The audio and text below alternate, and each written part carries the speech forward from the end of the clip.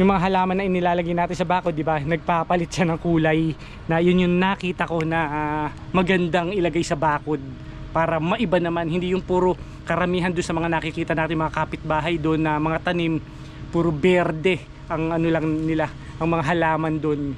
Kaya nga naisipan ko na sa farm natin kakaiba naman, di ba?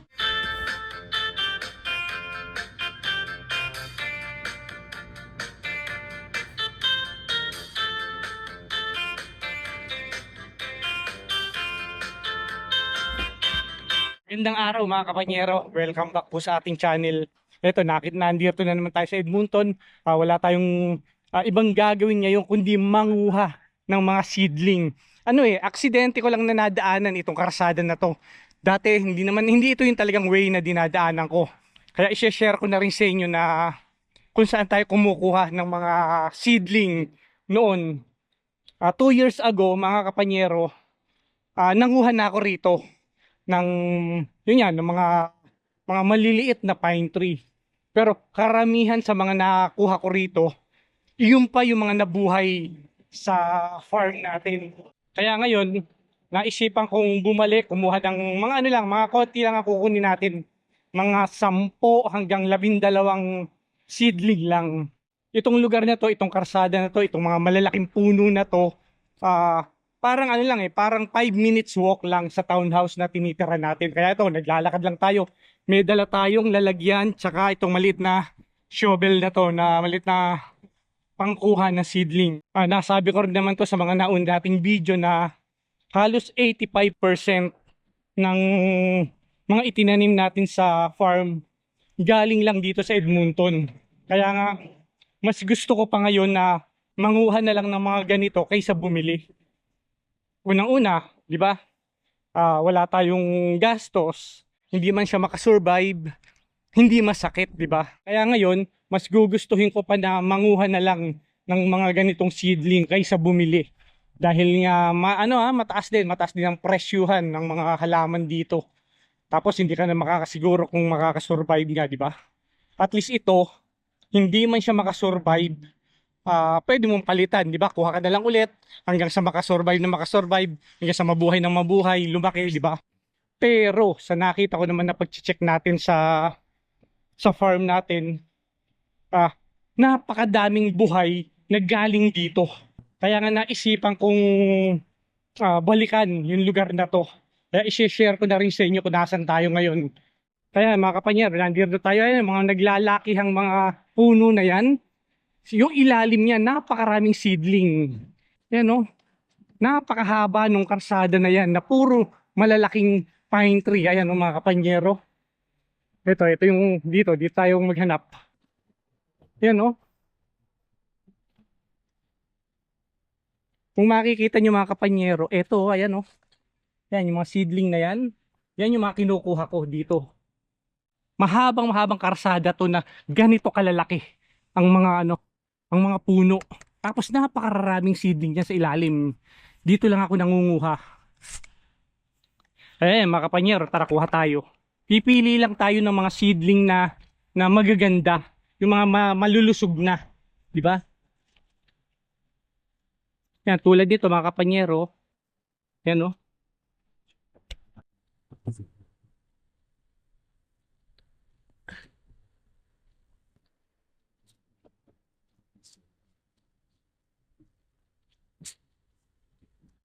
Parang ganyan lang mga kapanyero yung ginagawa ko. Kumukuha tayo, kinukuha natin yung pati lupa para hindi nga magalaw yung ugat, di ba?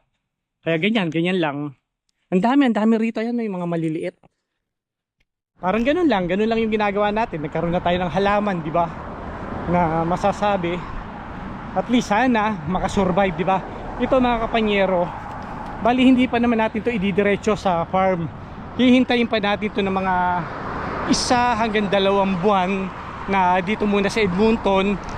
Paanuhin muna natin to, palalakihin muna natin, paglalabasin uli natin ng mga dahon bago ilipat, para nga sigurado na makasurvive sila, di ba? Buhay. Tamang-tama ito mga kapanyero, mga September bago maglamigan, mailipat natin sa farm natin, di ba? Masasabi ko naman na kahit nga maliit itong mga seedling natin na to, darating at darating naman ng araw na lalaki to pagka nakasurvive, di ba? Ang pinaka-importante naman kasi wala tayong puhunan na ginamit dito, di ba? At least ganito, palakad-lakad lang, wala naman tayong ginagawa, nakakuha pa tayo ng ganito, di ba? Ayan, balik na tayo sa townhouse natin. Itanim na natin ito sa individual na paso nila para makita natin, malaman natin sa mga susunod na linggo kung magbabrown ba siya. Siyempre pagka nagbrown yan, siguradong patay. Babalik na lang ulit tayo rito, di ba? Para kumuha. Kung makikita niyo naman, at least maganda yung timing natin dito. Hindi man tayo nagpunta sa farm, may nagawa na naman tayo para sa farm, di ba? Mga sasakyan na mga nakahinto, mga nakatingin sa akin eh. Kung ano itong mga pinaggagawa ko, salita ako ng salita, tapos may dala akong ganito, di ba? Pero makikita naman nila na ayan, oh, seedling. Pero ito, mahal din to, ah. Parang sa nakita ko rito yung mga malalaki nito, siguro mga 2 dangkal o siguro mga ano na yun, mga 2 taon at kalahati na sa paso. Ano yun, mga $25 ang isa nito. Tutusin nyo kung $25 ang isa, tapos nakapagpa-survive ka ng 10, edi magkano rin yun, di ba? 250 na natipid mo, para kang nagtrabaho ng isang araw sa warehouse na pinagtatrabahuhan natin, di ba? So ang ganda, magandang katipiran na rin itong mga ginagawa ko na to. Kaya nga pa-share lang tayo. Kung bago ka lang sa ating channel mga kapanyero, huwag nyo naman kalimutang mag-subscribe. Pakipindot naman ang ating subscribe button para suporta sa ating channel. Ganyan din mga kapanyero, para masubaybayan nyo yung mga pinaggagawa ko rito na pag-develop natin sa Deladinco Farm, di ba? Na na-share ko sa inyo yung mga kung saan tayo makakatipid, kung saan tayo makakakuha ng mga inilalagay natin sa farm, di ba? Itong mga seedling na to mga kapanyero, na naobserbahan ko, nakita ko sa mga tanim natin sa farm, na ang itinataas nito kada taon parang isang ruler, 1 foot per year. Kaya ang bilis na rin. So sa mga 5 taon lang na lilipas, parang halos kasing laki na natin. Ganun yung ano nito, ganun yung taas nito. Kaya sa pagkuha rin naman ng mga seedling doon, namimili rin ako ng mga kukuhanin. Kasi yung mga iba na nakuha natin, mga ang tagal niyang lumaki, na hindi nga natin alam kung bansot ba siya or talagang ganun lang yung paglaki niya. Pero itong mga nakuha natin na to, mabibilis to.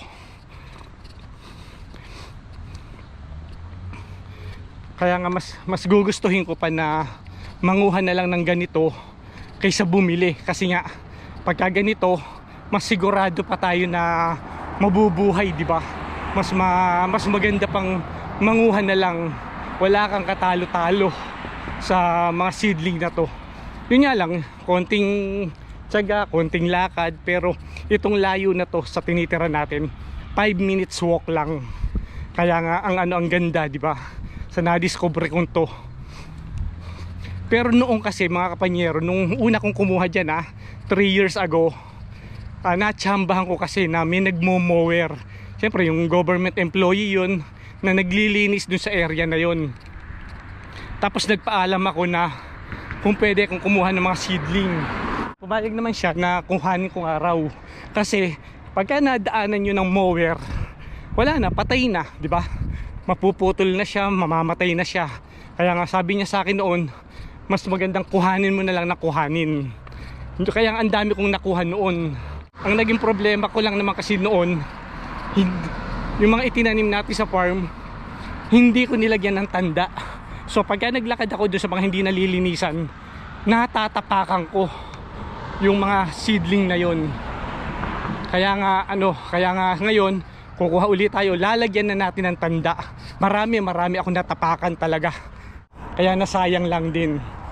Pero kahit nga ganun, di ba? Kahit naman siya, sabi nga, kahit di nakasurvive, kahit na namatay siya, wala tayong katalo-talo, di ba? Dahil nga kinuha lang natin to rito, di ba? Kaya ito, ililipat na natin kaagad to sa mga individual na paso niya para makaikot na uli yung ugat niya. Tapos mag-iintay lang tayo ng ng mga isang buwan, na kahit 2 buwan, na wag lang siya magbabrown, wag lang siya mamamatay, at may lumabas pang dahon. Sigurado yan, mga September pwede na nating ilipat uli sa farm, di ba? Tapos lalagyan na natin ng tanda kung nasan sila, para hindi hindi siya matapakan ulit, di ba? Kaya nga nabanggit ko naman sa mga dati nating video na halos 85% na itinanim natin sa farm sa ganito lang galing, na pagpupunla natin, pagkukuha lang natin ng mga seedling kung saan saan. Matyaga ka lang rito makakarami ka. Ganun ang rito yung kalye na yun, mga kapanyero, isang pa lang yun, isang puno pa lang yung pinuntahan natin. Hindi ko pa sa inyo na ipapakita yung yung marami, yung sunod-sunod na puno na mas madami. Pero yung iba kasi ang tagal lumaki, kaya hindi na ako pumunta ron, hindi na ako nag-video. Kaya ito na lang, ito yung mga sigurado ko na nabubuhay sa farm natin. So pinipili ko lang. Kaya nakita nyo naman, mga kapanyero, ito na ito na yung townhouse natin. Di ba ang lapit? Parang konting lakad lang, 5 minutes walk. Sa farm naman, kung talagang hindi nyo hilig ang farm, mahirap din. Minsan kasi may mga kakilala ako na mga nagsasabi, mga nagtatanong kung saan makakabili ng mga farm. Tapos sa naman nila, parang hindi naman nila gusto talaga yung farming, nakikigaya lang, mahirap din. Kaya sa inyo, mga kapanyero, kung talagang gusto nyo ang farming, napakadali na gumawa kung talagang gusto nyo, kung mag-e-enjoy kayo. Pero kung hindi nyo naman talaga hilig yung farming at nakikita nyo lang yung mga ibang nagpa-farm, tapos nagugustuhan nyo, mahirap din yung ganong sitwasyon. Kaya nga sa inyo, mga kapanyero, kung maipapayo ko, bago kayo pumasok sa pagpa-farm, paggaganyan, siguraduhin nyo muna na gusto nyo, na masaya kayo. Ganun na hindi nyo pagsisihan yung sa bandang huli na bakit pa kayo kumuha ng farm, hindi nyo maayos, hindi nyo magawa yung mga gusto nyong gawin na tulad ng ginagawa ng iba. Maraming ganun.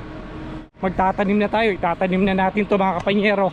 Ito yung gagamitin nating mga lupa para maganda, di ba?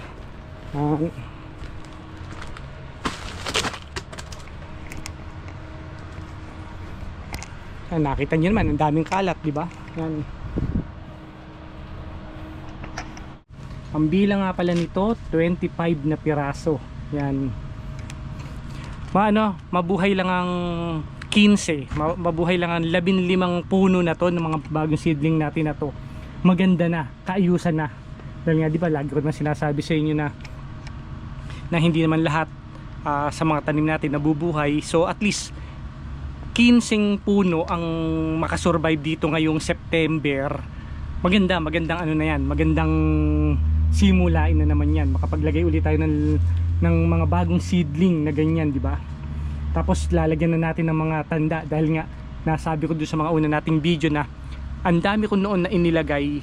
Marami rin akong mga natapakan na namatay, na hindi ko naalala na naglagay pala ako doon. So lahat ng mga natapakan natin na yun, yan, mga ipapalit na natin yung mga yan. At least hindi na naman nasayang yung isang araw natin na day off dito sa ating warehouse. May nagawa na naman tayo kahit wala tayo sa farm. May nagawa na naman tayo para sa farm, di ba? Ganon, ayan ganda, ang galing. Na-share ko lang sa inyo yung mga pinaggagawa natin dito, di ba? Masyadong maliliit, napakatagal pa nitong magsilaki. Okay lang yon kasi wala namang hinihintay na project nga dun sa mga paglalagyan natin na to, di ba? Na dun sa mga hindi natin nalilinisan. At least kahit papaano may lumalaki ng mga puno dun sa area na yon. Dahil nga nakita nyo naman yung farm natin dun sa area na yon. ano, di ba, open na open siya. Wala man lang siyang puno, kaya nga lagay lang tayo ng lagay na pagdating ng mga panahon magsisilaki rin yan pagka nakasurvive. Pero yun, nakita nyo naman yung mga naunang puno na mga nakasurvive na doon sa area na yun, ang lalaki na, di ba? So ito, ano lang to, dagdag lang to dun sa area na may isang area kasi ro na kulang talaga yung mga puno na nailagay natin noon, o maaring yung iba, yung mga hindi rin nakasurvive yung area na yun. Kaya ito yung ipapalit na lang natin, tapos hahayaan na lang natin yung area na yun. Kung ano man yung mga sa future na magiging maiisip nating project, baka sa mga susunod na pagkakataon na lang. Pero sa ngayon nga, para hindi masayang yung panahon, maglagay na lang tayo ng mga maliliit na halaman. Yan, kung makikita nyo naman ito, yung mga kasabayan, ayan, no? Ayan, kung makikita nyo mga kapanyero, ito, itong isang to, kung makikita nyo, ayan, nagpapalit na siya ng kulay dahil nga mainit ngayon. Ayan, na-share ko lang sa inyo. Ayan, buhay na yan. Ito mga kapanyero, itong isa, ayan, ayan ang talagang nagpalit na. Ayan.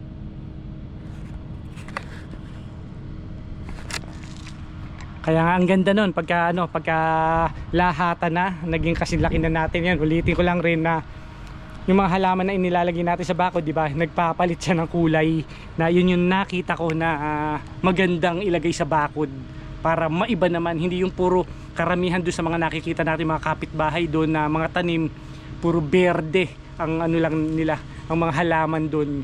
Kaya nga naisipan ko na sa farm natin kakaiba naman, di ba? Kumbaga ibang kulay ang mga pinaglalagay ko dun, hanggat maaari hindi berde.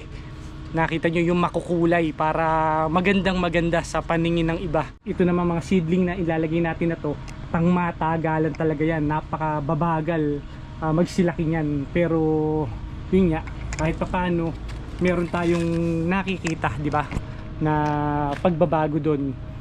Lumaki man to, magtagal man to, hindi man natin ma-develop yung area natin na yun ng 5 taon, at least sa 5 taon na makasurvive dito, malaki na rin yan, di ba? Baka hanggang dibdib na natin sa loob ng 5 taon itong mga bagong seedling na yan. Kaya na-share ko lang sa inyo yung ating ginawa ngayong araw na to. Kaya mga kapanyero, maraming salamat. Hanggang sa muli.